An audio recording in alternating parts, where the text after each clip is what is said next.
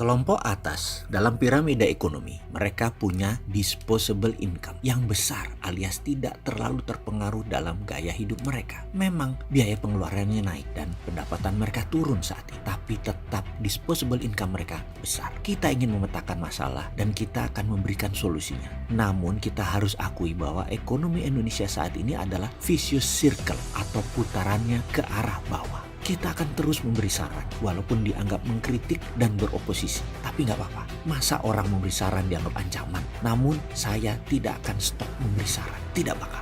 Hanya untuk menunjukkan bahwa ada muscle knowledge yang lain yang bisa membantu menyelesaikan masalah ekonomi di Indonesia. Walaupun tidak dianggap. Nggak peduli kita. Begini solusinya. Ada 7 instrumen geoekonomi. Pasti tahu kan apa saja. Kalau kita tahu, maka ada baiknya kita melakukan counter strategi. Jadi pertama kita membangun strategi nasional secara ekonomi. Kita memilih mana yang akan kita dominasi, mana yang akan kita mainkan di internasional, dan mana yang jadi alat tawar kekuatan nasional. Dalam dealing dan willing, alat tawar harus punya. Kalau tidak, bikin dulu roadmap-nya alat tawar ini. Kalau tidak, kita akan selalu jadi korban atau victim. Fakta saat ini kita tidak punya strategi nasional yang terbukti selama 4 tahun ini dan harus diakui. Dan jangan mengatakan dengan mengatakan ini masalah global. Tidak, buktinya apa? Singapura nggak kena impact tuh. Jepang, Taiwan, Korea Selatan nggak kena impact tuh. Karena mereka punya strategi ekonomi nasional. Yang nggak punya strategi ekonomi nasional,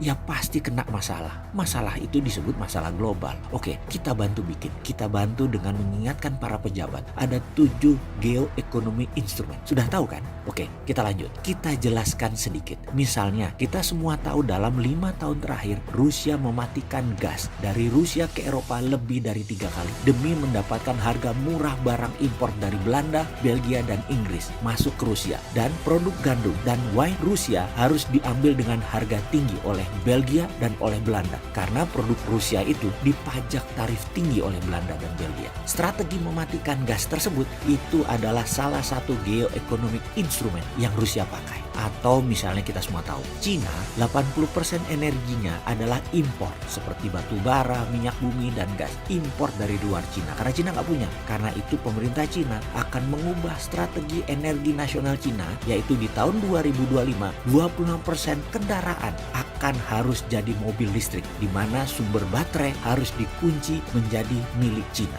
Sumber baterai bahan bakunya seperti nikel, kobalt, lithium, yang paling utama adalah Indonesia sumbernya. Ada lebih 15 smelter nikel di Indonesia milik Cina. Lalu dianjurkanlah pemerintah Indonesia untuk buat kebijakan tidak boleh ekspor nikel ore atau biji nikelnya nggak boleh ekspor. Karena kalau diekspor, pabrik smelter Cina nggak ada isinya dan gagal program baterai nasional Cina tersebut. Untung kebijakan menteri di Indonesia itu mendukung kebijakan nasional Cina. Jadi dibuatlah kebijakan yang mendukung kebijakan Cina itu di Indonesia. Selamat, sekali lagi, selamat Bu yang buat kebijakan itu. Cuman saya mau nanya, ini menteri presidennya tuh presiden Indonesia atau presiden Cina ya? Kok buat kebijakan selalu nguntungin Cina? Maaf loh ya, cuman tanya.